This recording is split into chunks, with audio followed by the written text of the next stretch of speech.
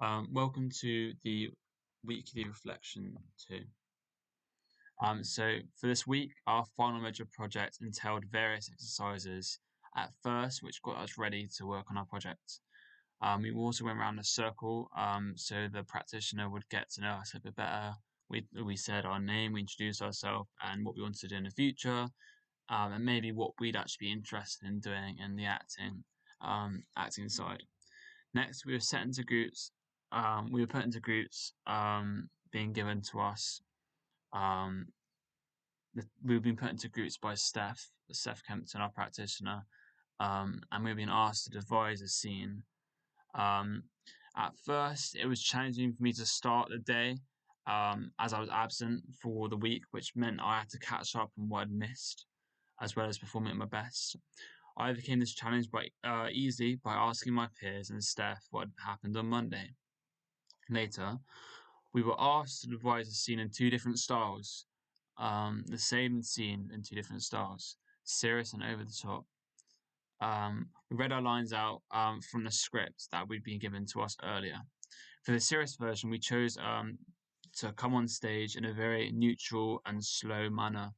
Then we all decided that we wanted to speak very casually if narrating a scene, which is what we were doing.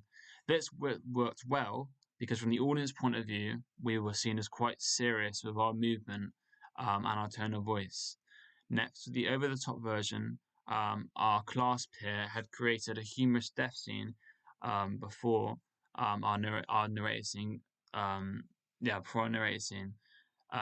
This had worked very well as we got a couple of laughs from the audience. It was also good because our peer was able to come up with her character on the spot, death scene on the spot, giving us extra time to use for the rest of our performance. We came on stage with pace and extra energy to show this over the top theme. We then acted. Um, we acted. We then acted the lines instead with energy this time, as if we were the actual characters part, which were part of the story, which we weren't. We were narrators. We then acted the lines instead with energy. Um, yeah. Looking back at those two performances and our peers' performances, we could have improved it massively by changing the whole atmosphere of the serious version, as a lot of the other groups had made each mood feel like a completely different story being told. And that being said, the scene that was given to us was quite challenging to create. I managed to stay focused in the lesson by contributing to the groups and giving out ideas. For example, I said for the over the top version, we could have made the scene a lot more of a American cheesy musical theme, which could have been very humorous, but we decided we didn't want to go with that as we didn't want to overdo it too much. So I decided to act as if I was shocked to what had happened. At the end, all the narrators reacted to this protagonist wanting to become a villain.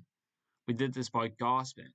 We wanted to make our characters have big movements and make it very over the top. And we also like to use the space up compared to the serious part, as it's quite tight. Um, on the next day, we looked at more specific parts of the play, Glasstown.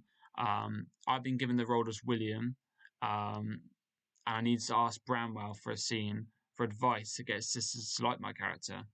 Me and my peer decided to write up a rough script so we can know what we were kind of talking about and what was happening in the scene. We don't want to do too much as it was going to be using up too much time, so we didn't want to go into too much depth. If we wanted to add more stuff on, then that's fine. We probably remembered it. Throughout the scene, Bramwell was desperately trying to not give me my character any voice, as he didn't want him um, to get with his sister because he was feeling jealous as her sister doesn't really do much. She doesn't really go out, and he feels like she doesn't deserve him. We made the piece very humorous by shifting the power in the conversation and making it very opposite, and making my character William demanding for advice instead of begging for it. Bramwell would then show the change in the conversation, and then you played dumb and acting as if he didn't know much about his sister. I'll read a little bit out now.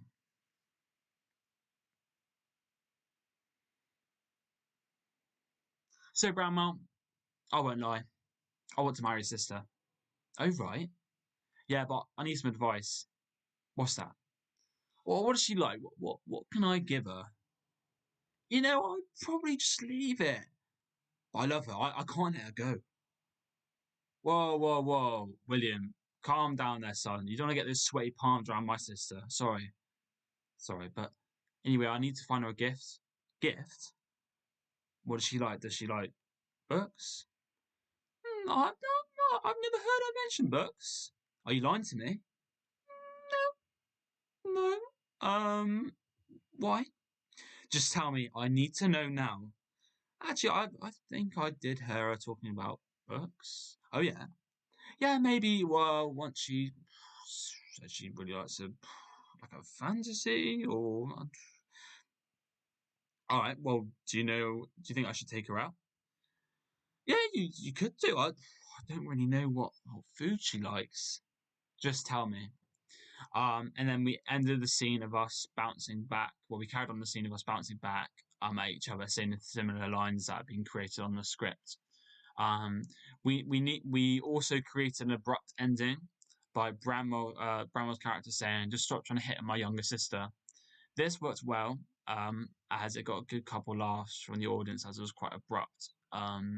We also received feedback from our practitioner, and that they really liked the idea of the characters having like the opposite power, like two characters just changing their whole power status.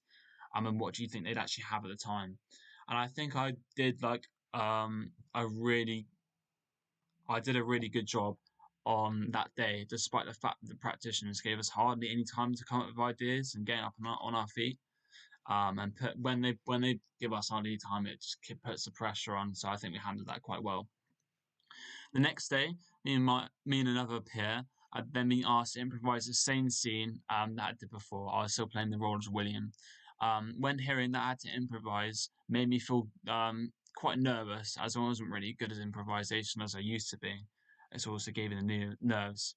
I overcame this by catching my breath, um, and maybe talking about with my peer for about 1 to 2 minutes about what could happen, and just kind of talking about the context of the play so we'd be more familiar with it, allowing us to be more confident at kind of like referencing to like the script as a whole, if that makes sense. So we're not talking about this one scene. Um, so yeah, so with the nerves, I don't know where the scene would take us. After improvising, I was very proud of myself, as both me and my peer had managed to maintain a long performance. But throughout those attempts, we had both lost concentration once by laughing, so we had to start again. On a second attempt, I also forgotten a character's name in the play, which is quite crucial, so we had to stop and redo it, and I was reminding them what the character's name was. But the final attempt was very impressive, as we both managed to come up with confidence. This was good because it made our character's piece seem more like it was planned out, which it wasn't. After looking back at the week, I think I could have improved by noting down key information that could have been helpful for me in the future, and would also maybe increase my chances of getting rolled in a character I really want. Additionally, it would allow me to remember key and specific information that I could use for the weekly reflections.